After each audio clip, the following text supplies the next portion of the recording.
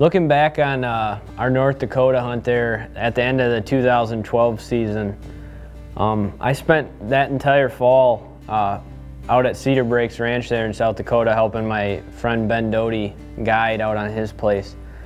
And really I got done out there right after Thanksgiving time is when our last clients got done hunting. And after that, I knew it was time, you know, to do a little hunting myself, and I killed a buck out in South Dakota, and then Mike and I had plans of hunting North Dakota late season. So right after Thanksgiving, before I went back home to Wisconsin, where I hadn't been home for nearly a month and a half, I decided to head up to North Dakota and check out a couple of the farms that we could hunt up there.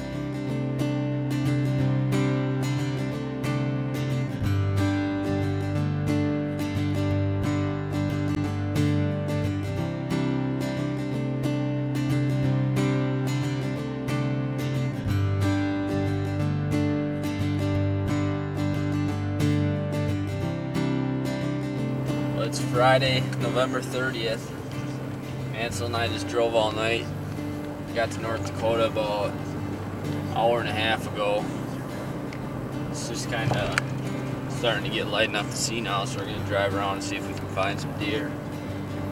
I was out on my way back from South Dakota three days ago, or 2 days ago, and I made a pit stop through this area, and I set up a couple blinds, and we're gonna try getting it done here this weekend. But we're gonna do some scouting this morning and see what we can see.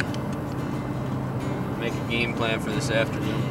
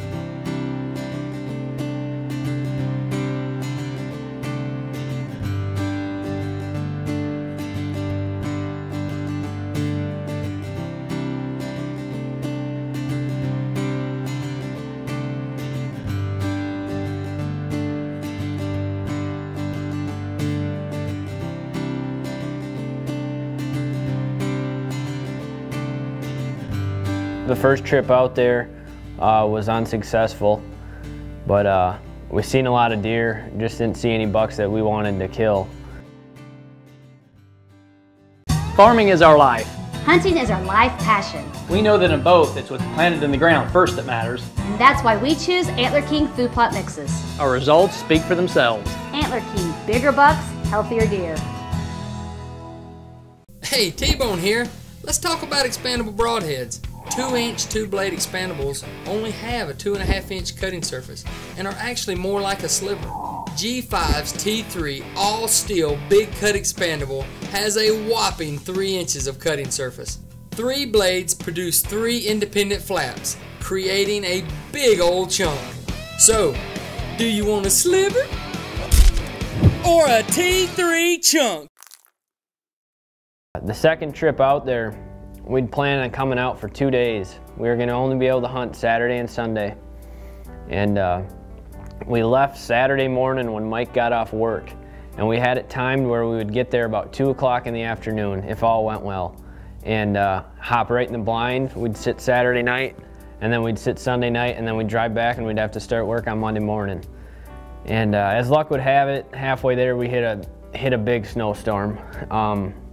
Cars in the ditch everywhere, travel was slowed way down, and it was almost to the point, you know, when we got up around the Twin Cities that we were thinking about turning around. Like, it was, you know, we knew that we were driving out there. We weren't gonna make it to sit on Saturday. So we were driving out there to sit one time, Sunday afternoon, and we were really debating, you know, is it worth it? You know, we're gonna spend close to 10 hours on the road for one sit.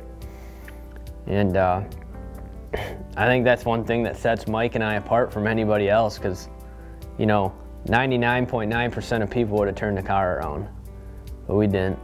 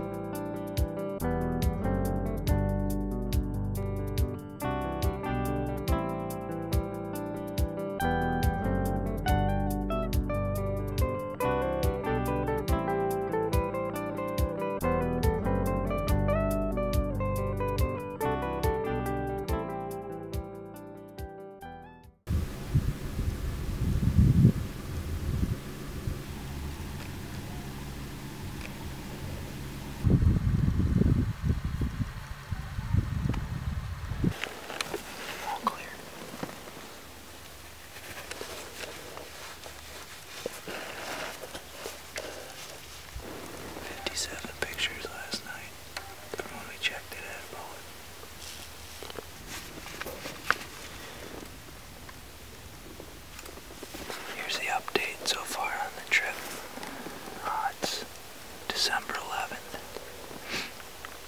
Not exactly how the whole trip has been planned out. It's been going to a T. Started out terrible. We left with the intentions of hunting last night, the 10th, and tonight. Big snowstorm hit the Midwest yesterday, or 2 days ago. Slowed down travel in the Twin Cities for us. We had about a 4-hour delay. Didn't even get out to hunt last night, like Brennan said. Checked all of our cameras. And we had some good bucks on them. We got, on this particular farm that we're hunting, we figured about 4 shooters that we didn't have on camera before. We got another blind, probably about 500 yards down the river to the west. And we had 2 good shooters on that one. Looked like they were coming from this direction. So we decided that we were going to sit in this blind tonight. We've seen good bucks out here on our first trip out here. We just checked the camera last night, or this morning actually. On this camera we had a big 9-pointer that Brennen actually seen about a week ago down here. Standing about 8 yards broadside in front of the blind here. A big heavy buck. Looked like he headed off back here to the north to bed. There's a bunch of fields up the hill here to the north that they're hitting in the evening, so we're kind of cutting them off from bedding and feeding. Got high hopes tonight. We'll see what happens. One day to get it done in North Dakota. Gotta come home with a buck, no option.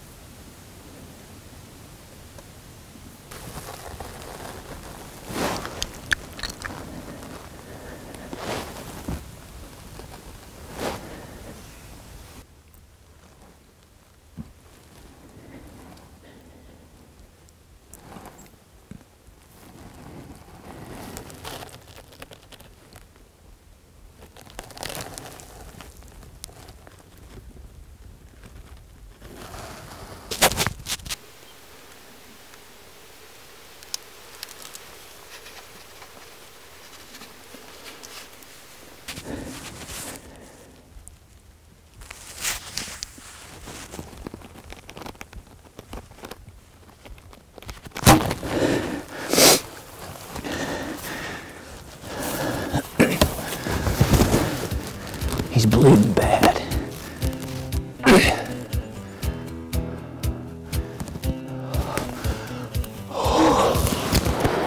I heard that one just punched itself a ride on the cruise, baby. I hit him a little bit back, but it looks like it was lungs. I had to shoot him through the screen. I couldn't move. That's the heavy 9, man. That's meatball, baby. I think we just smoked meatball. I think he's gonna be getting a ride on the cruise tonight, hopefully home. So Be meatball and gravy. everyone thought we were crazy driving 12 hours to hunt one afternoon, but I think we're bringing some bone back to Wisconsin. Oh, we tracked him here now for probably 200 yards or so.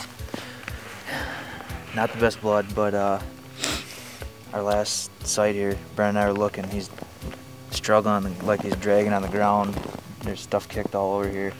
We didn't have much blood the whole way, but looked up and he's laying here about another 10, 15 yards right down close to the river. So let's go take a look at him and see what we got here. Our one and only sit we had here in North Dakota tonight, and we got it done. Can't believe actually that it all went down the way it did, but I can't wait to get the jaws open on this deer and see how old he is, because I mean, he's got some huge bases on him, and he looks like a big mature deer. Pretty awesome. We got one more trip out here. Brennan's got a tag still, so we got some few good other bucks on camera that hopefully we can get it done here one more time and end the year with a bang. So this one's taking a ride home on the cruise tonight.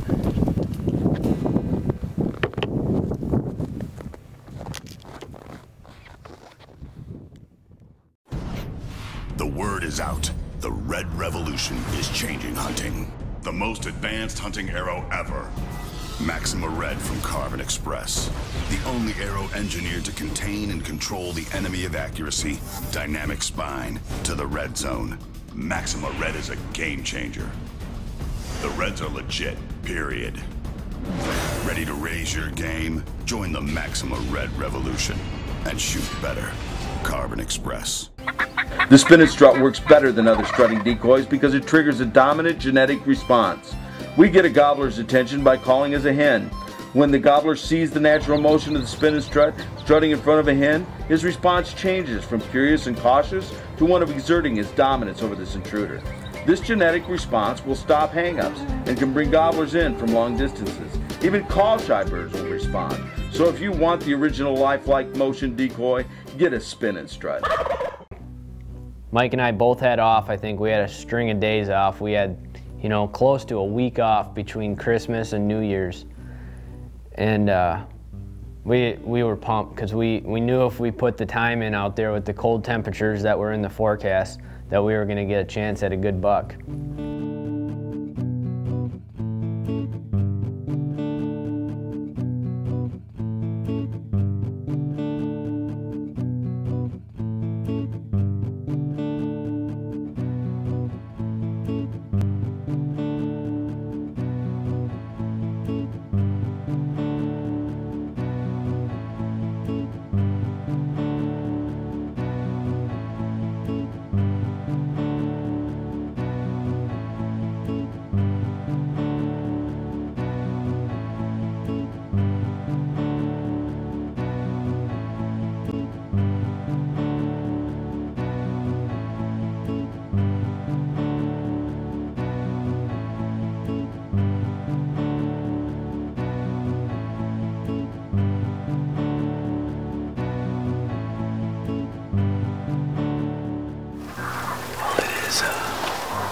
It's the 28th of December. Mike and I are back in North Dakota. Last time we were here was December 10th and 11th. Mike shot his deer on the 11th. And had to go home for the holidays and work and whatever. But we're back out here. We're sitting on a different alfalfa field from the one Mike shot his deer off of. We were running the gutty backs while we were gone. Right on the corner of these two alfalfa fields where these deer have been crossing quite a bit. And we got a lot of bucks on camera. There's a couple that we're after. There's a good 9-pointer. Right, a 4-year-old 9-pointer, probably in the 130s. And then there's a heavy racked 8-year-old. He's not going to score real high, but he's a mature deer. Be a good one to shoot.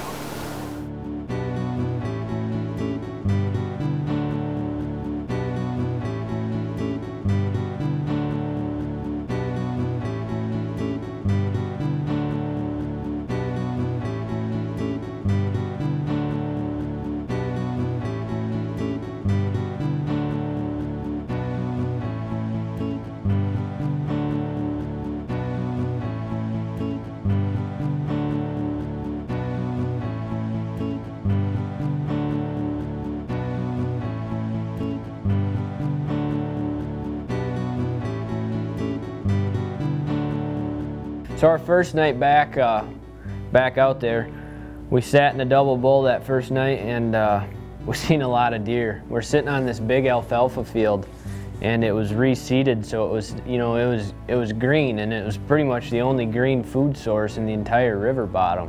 So these deer were just piled in here, and we seen so many deer that first night, and we knew, you know, with another close to a week of hunting, we were very optimistic that we were going to connect on a good buck.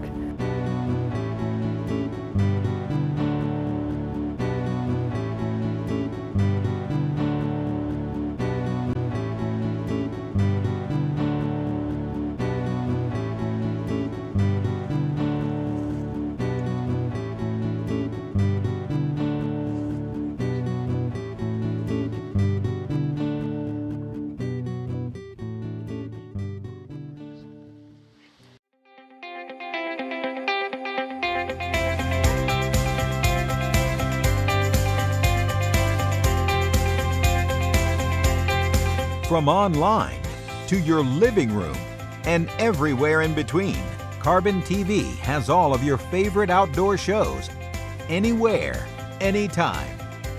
Register now for your free account at carbontv.com.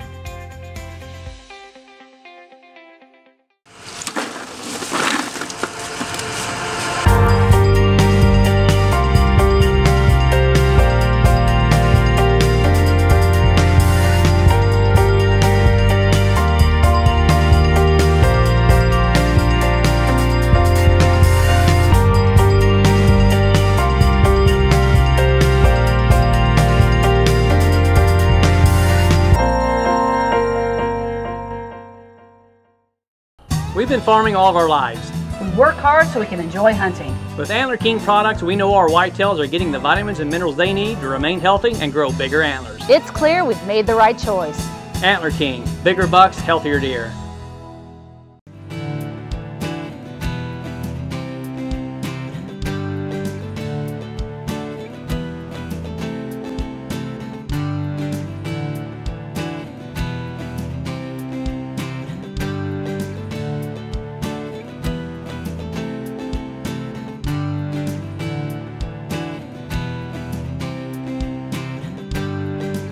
Right now, this morning, we're just sitting on a vantage point doing the glass and taking some inventory. Just seeing what the deer are doing. It's been a couple weeks since we've been back, since we were here last, so just kind of seeing, I guess, if they're still doing the same stuff that they were last time we were out here. And we're seeing quite a few deer this morning. A lot of deer in this bottom here. Seen a couple pretty good bucks, and trying to see if we can identify some of the bucks that we got on camera and see if we can come up with a game plan here tonight. But Brennan's up to bat.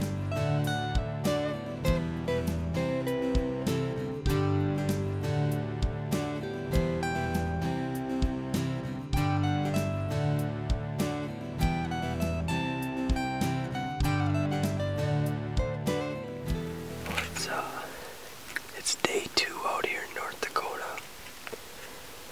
Mike and I are back in the same blind we sat last night. Seen a lot of deer last night. Somewhere in the ballpark between 25 and 30 deer, I think, came out on the alfalfa field. But most of them fed all the way on the west end of the field, a couple hundred yards from us. We had a couple does and small bucks come in close, but nothing we wanted to shoot. So we came back tonight. It's colder today. It's about 0 degrees right now. So we like our chances this afternoon. We got a couple good bucks on camera coming in on this side of the field. So our fingers are crossed. Hopefully we can get it done here in North Dakota.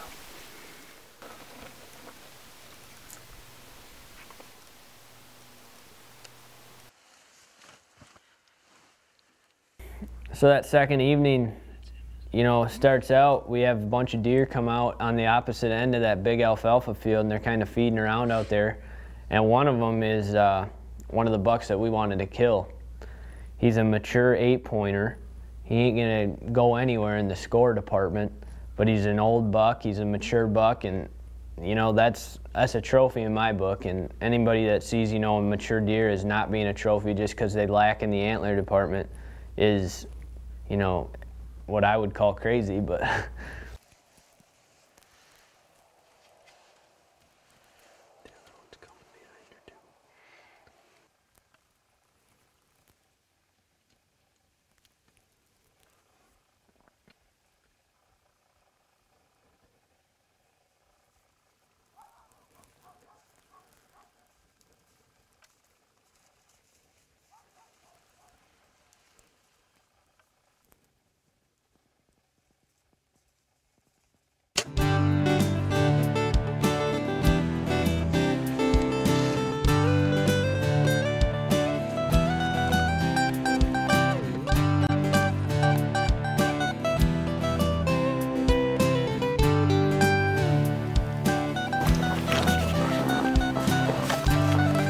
just a good buck to shoot.